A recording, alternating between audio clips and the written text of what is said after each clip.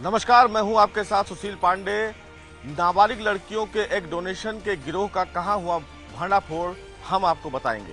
नमस्कार, मैं हूं आपके साथ अनुपम। एक्टर नाना पाटेकर ने थप्पड़ कांड के बाद माफी मांगी और क्या कहा है बताएंगे आपको।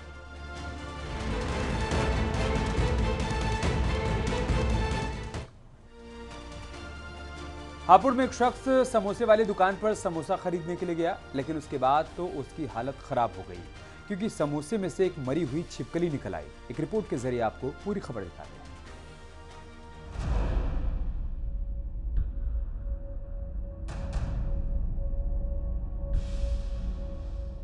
कभी चिकन बिरयानी में छिपकली निकलती है तो कभी समोसे में छिपकली। बाहर खाने के शौकीन लोगों के लिए ये अच्छी खबर नहीं है। अब इंसान अगर घर के बाहर खाने की चाह भी रखे तो ऐसी घटनाएं परेशान कर देती हैं। हापुड़ में पिछले दिनों चिकन बिरयानी में मरी हुई छिपकली निकली थी। इस बार भी हापुड़ से ही समोसे में छिपकली निकल आई है, जिसके बाद तो हड़कंप मच गया है। पिलखुआ थाना क्षेत्र की एक फेमस समोसे की दुकान से एक युवक ने समोसे खरीदे। उसने एक समोसा खा लिया, लेकिन जैसे ही वो दूसरा समोसा खाने लगा तो उसके होश उड़ गए। जो समोसा उसने खरीदा था उसमें से एक छिपकली दिखाई दी। समोसे में छिपकली निकलने के बाद युवक की हालत बिगड़ गई और उसे उल्टियां होने लगी। इसके बाद युवक ने दुकान पर हंगामा किया। समोसे में छिपकली निकलने की खबर वहां पर तेजी से फैल चुकी थी। उसके बाद दुकान के बाहर लोग इकट्ठा होने लगे। सूचना देने के बाद खाद्य विभाग के अधिकारी भी मौके पर पहुंचे। अब ये वीडियो सोशल मीडिया प्लेटफॉर्म पर जमकर वायरल हो रहा है। लोग दुकान वालों पर एक्शन करने की मांग कर रहे हैं। पिछले दिनों हापुड़ से ही एक और ऐसा ही मामला सामने आया था। धौलाना थाने के बस स्टैंड के पास, जहां रोड के किनारे लगे एक ठेले में चिकन बिरयानी बेची जा रही थी। तभी वहां एक युवक को बिरयानी खाने का मन हुआ तो उसने ठेले वाले से बिरयानी मांगी।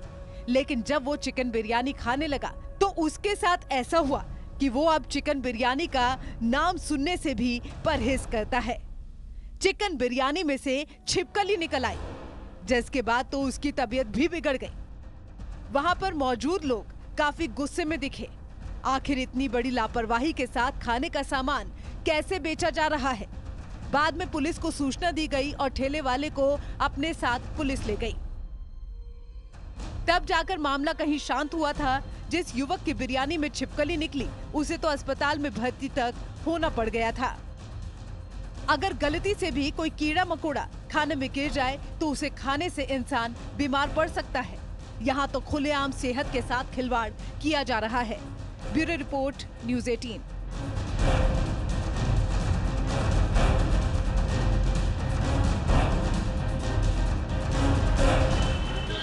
वाराणसी में महिलाओं के एक डोनेशन करने के एक अवैध गिरोह का भांडाफोड़ हुआ है। हालांकि वाराणसी पुलिस ने 4 आरोपियों को गिरफ्तार किया है। देखिए ये रिपोर्ट।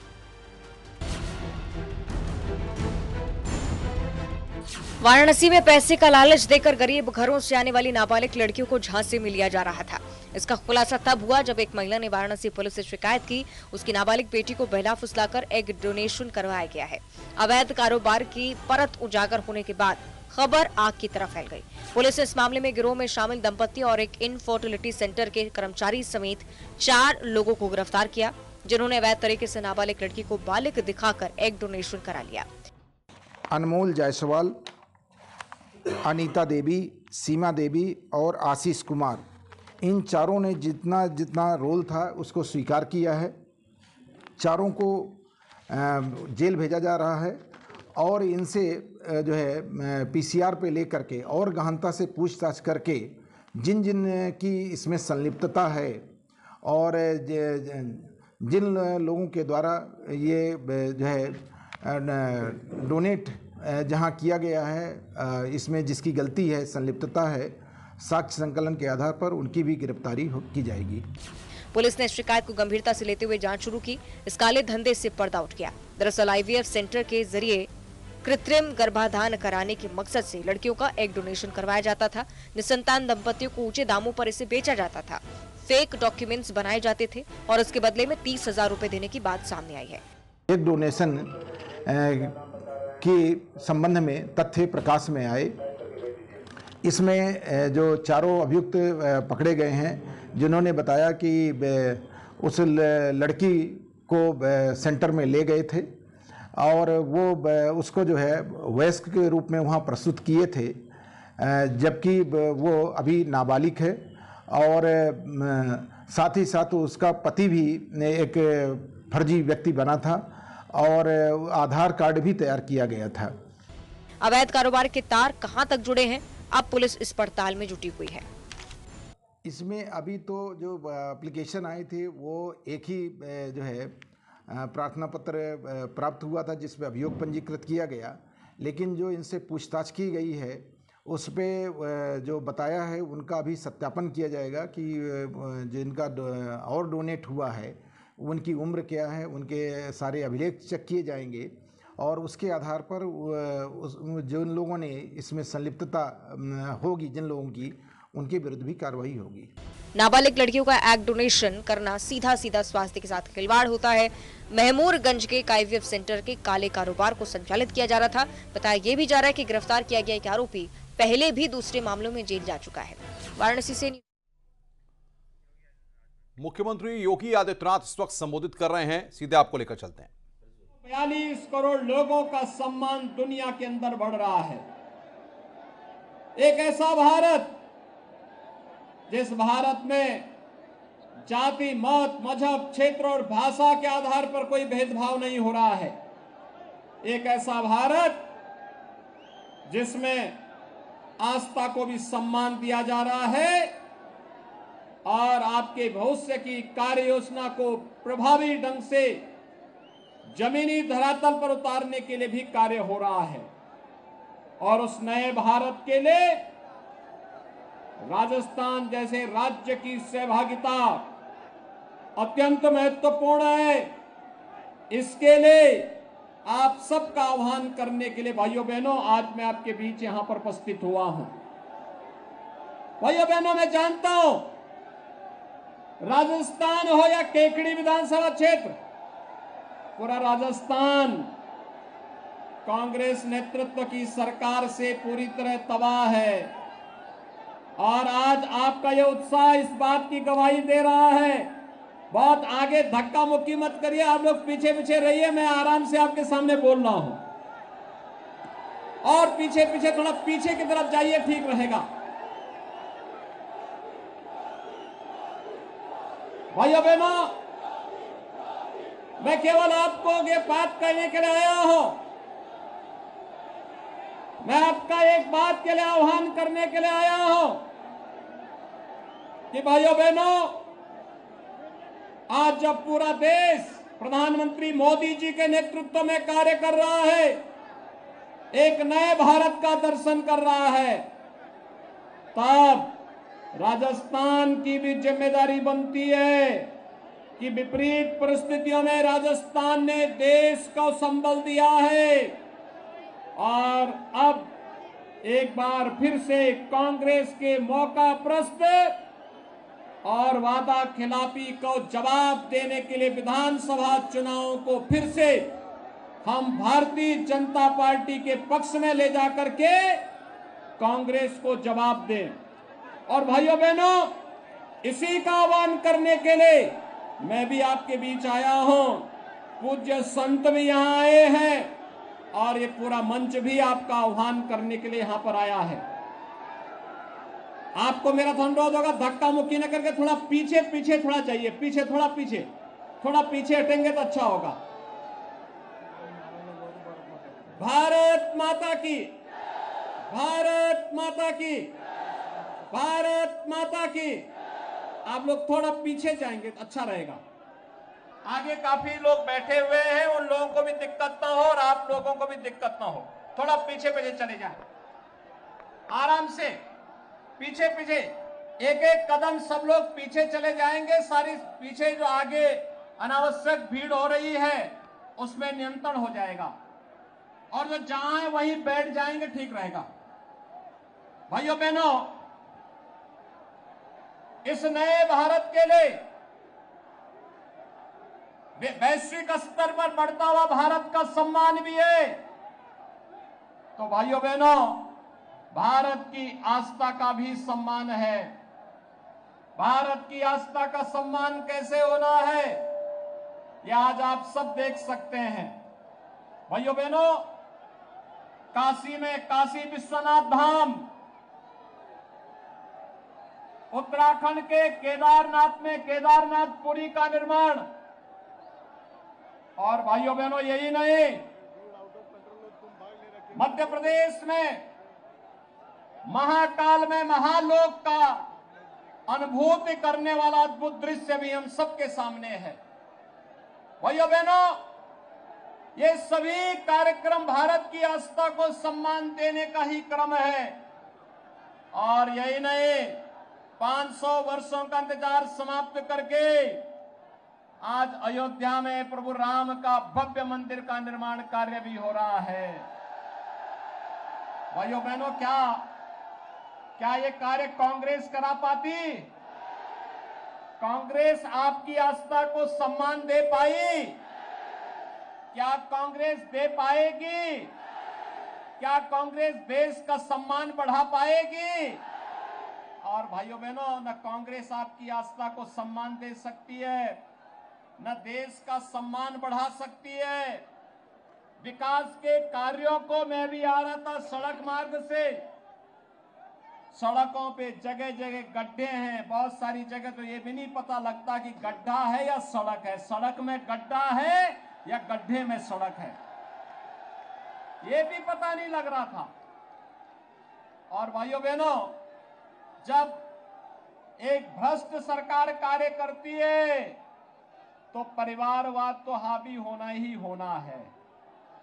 और राजस्थान में तो, और केकड़ी विधानसभा क्षेत्र में तो यहां पे टैक्स भी वसूला जाता है, सुना है मैंने। यहां कोई टैक्स लिया जाता है। ऐसे ही माफिया पहले उत्तर प्रदेश में भी हावी थे, 2017 के पहले। और भाइयों बहनों, उत्तर प्रदेश में माफिया के लिए ही हम बुलडोजर लेके आए थे। आज देखते होंगे ना उत्तर प्रदेश का बुलडोजर जब चलता है,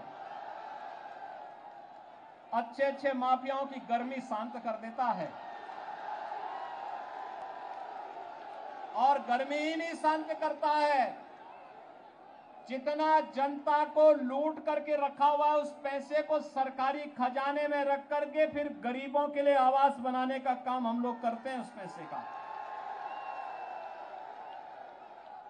और यहां पे तो मुझे बताया गया है, यहां की सरकार तुष्टीकरण की नीति पर चल करके यहां के धर्म स्थलों पर पैसे को खर्च करने से रोकती है। यानी धार्मिक स्थलों पे पैसा खर्च न हो, इसके लिए सरकार यहां पर लगातार इस प्रकार की बंदिशें लगाती हैं। भाइयों बहनों, आज के इस अवसर पर मैं आप सबका आह्वान करने के लिए आया हूं। आपने देखा होगा 5 साल कांग्रेस नेतृत्व की सरकार के कार्यकाल को देखा है, और 5 साल इससे पहले भारतीय जनता पार्टी की वसुंधरा राजे जी के नेतृत्व की सरकार के भी कार्यकाल को आपने देखा है। दोनों में जमीन आसमान का अंतर है। एक तरफ विकास, सुरक्षा और सुशासन है, और दूसरी तरफ भ्रष्टाचार, अराजकता और गुंडागिर्दी और माफिया राज हावी होता हुआ दिखाई देता है।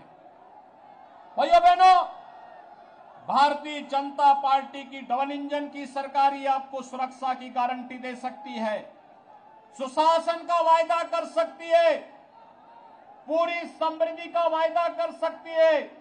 ये टूटी फूटी सड़कें हो, यहां पे निवेश का माहौल बनाने का कार्यक्रम हो, या किसी भी प्रकार के अन्य योजनाओं को प्रभावी ढंग से लागू करने के लिए आपने मोदी जी के नेतृत्व में देखा है।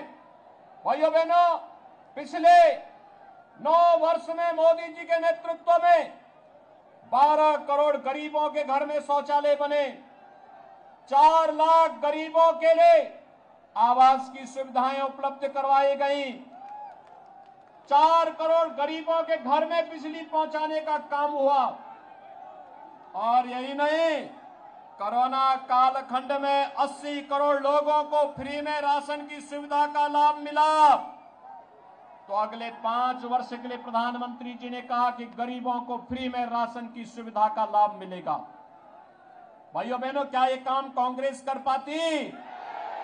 और कांग्रेस को तो देश के अंदर आपने 55-60 वर्षों तक मौका दिया ही था, अब नहीं कर पाई, उसकी क्षमता नहीं थी, तो इसके लिए जनता जनार्दन कहां से दोषी है? और इसीलिए मैं आपका आह्वान करने के लिए आया हूं भाइयों बहनों, ये सागर टैक्स से मुक्ति मिले, भ्रष्टाचार मुक्त व्यवस्था राजस्थान को प्राप्त हो, राजस्थान के नौजवानों के लिए भी रोजगार की सुविधाएं उपलब्ध हो, यहाँ का विकास की योजनाओं का लाभ गांव, गरीब, किसान, नौजवान और महिलाओं को प्राप्त हो। इसके लिए डबल इंजन की भारतीय जनता पार्टी की सरकार राजस्थान के अंदर आवश्यक है। सहमत हैं?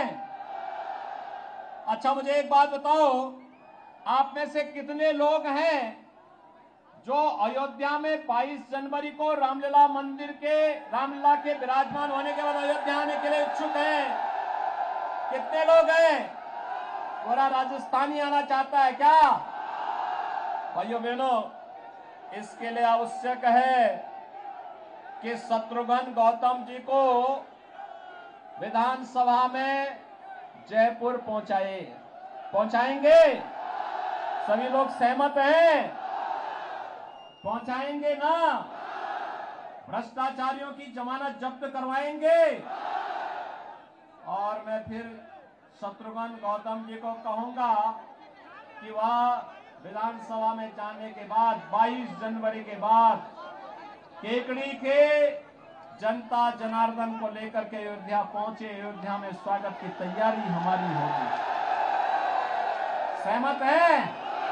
सभी लोग सहमत हैं? तो भाइयों बहनों, आपने वायदा किया, मैंने भी वायदा किया, पक्का?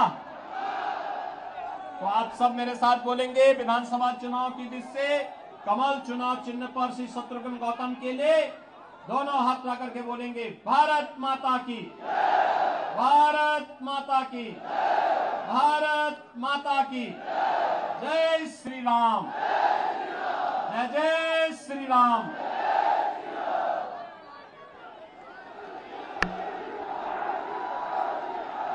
जय श्री राम। बहुत बहुत धन्यवाद।